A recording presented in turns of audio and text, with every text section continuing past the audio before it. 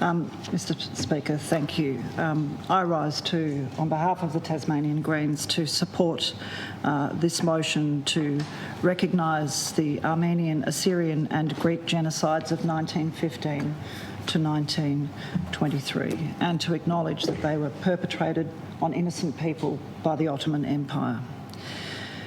Mr Speaker, the United Nations Convention on the Prevention of Punishment of the Crime of Genocide defines genocide in Article 2 in 1948 as a crime committed with the intent to destroy a national, ethnic, racial or religious group in whole or in part. And that is what the Armenian, Assyrian and Greek people of the former Ottoman Empire endured and suffered. And I acknowledge that this suffering has been with your communities for generations, and I grieve with you. Mr Speaker, when we remember history, it's so important that we hear the first-hand stories of survivors. The Genocide Education Project has numerous devastating stories, first-hand accounts of people who survived the attempted genocide. This is Bedros Bahadurian. When the massacres began, he said, I was 12 years old. I remember they first took all the men of our village and they killed them. The rest of us were deported. I don't know how many hundreds we were. Everyone, according to his ability, rented a donkey or a horse and we left. We went from Albistan to Zaitun to Marash to Antab. We camped on a farm behind Antab College near some newly dug foundations for houses. They were simply large holes in the ground. You understand? An epidemic had broken out in our caravan and people were dying all around us. They started filling those foundations with dead bodies, 2, 3, 4, 5 bodies on top of each other. From Antab, orders came that everyone over the age of 12 was to be sent to Deir el-Zor. A friend of mine and I escaped, but we were caught later, and this time they sent us to Bizib and towards Birajig. Birajig is on the shores of the Euphrates River. You understand? It's on the other side of the river.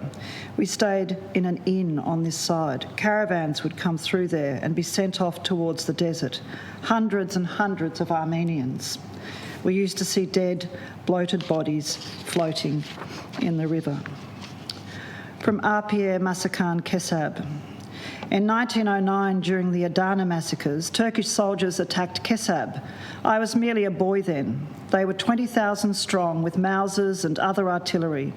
The men of our town fought back, my father among them, with ancient hunting rifles. We lost 50 to 60 men before we fled. We returned 5 to 6 days later to find all our houses burned to the ground. It took us months to rebuild. They took us to Meskene on the Euphrates River. Meskene was a huge outdoor camp where tens of thousands of Armenians had been deported. Bit by bit, they were sent to Derzor to their death. We were there for a while. We lived under tents along with a lot of others from Kesab. Most of the time we had nothing to eat. Sometimes my father would buy bread from the soldiers, but they had mixed sand with the flour. So we ate this hard bread, and sand crunched under our teeth. Meskene was a horrible, horrible place. 60,000 Armenians had been buried under the sand there. When a sandstorm hit, it would blow away a lot of the sand and uncover those remains. Bones, bones, bones were everywhere then, wherever you looked, wherever you walked. And a story of a young girl from Edward Badikian Sepasdia. There was a girl who I had befriended on the road earlier. Her name was Satanig. I remember her very well. She was not too strong. I saw her again in the basement of the school where they'd thrown us. She was there. She had a little bit of money and she gave it to me. Don't let them take me, she said. Don't let them take me. They would come around every day and take whoever was dead or very weak. She was not in good shape. She was very weak. I stood her up and leaned on her. I held her up so. They came. I was holding her up, leaning her up against the wall, but they saw her and they took her. They took her. And, Mr. Speaker, devastating account after devastating account from survivors of the Armenian, Assyrian and Greek genocide of 1915 to 1923. Mr. Speaker, the Greens have a proud history supporting the historical truth of the Armenian genocide and have long advocated for parliaments across Australia, including our federal parliament and the Turkish government, to recognise one of the first genocides of the 20th century being the Armenian, Assyrian and Greek genocides. Our legacy in support of the recognition of the Armenian, Assyrian and Greek genocides is long. On the 102nd anniversary of the Armenian genocide, former Greens spokesperson for Foreign Affairs Scott Ludlam said, "When the term genocide was first coined to describe atrocities on such scale, the deaths of Armenians at the hands of the Ottoman Empire was cited as a defining example. Yet to this day, the Armenian genocide is not recognised by parliaments around the world, and this is an injustice and a wrong that we must correct." I note New South Wales and South Australia are two states in Australia that have already recognised the Armenian, Assyrian and Greek genocides. And I'm hopeful, I'm sure, that today this motion will pass and Tasmania will become the next state to do so. In the United States of America, Mr. Speaker, almost 50 states have recognised the Armenian, Assyrian and Greek genocides, which led to the proclamation of US President Joe Biden to characterise the massacres as genocide. I'm hopeful that the work of this Parliament will also set a strong precedent for our federal Parliament to follow suit. I also strongly want to support this motion because it highlights the great and generous deeds of Australians at the time, particularly the proud people of our home state of Tasmania, who contributed significantly to the relief efforts for Armenians, Assyrians and Greeks. The Tasmanian people, of course, once they heard what was happening, rallied behind the persecuted Christians, donating money, food and relief to help fund relief efforts for the Armenians, Assyrians and Greeks.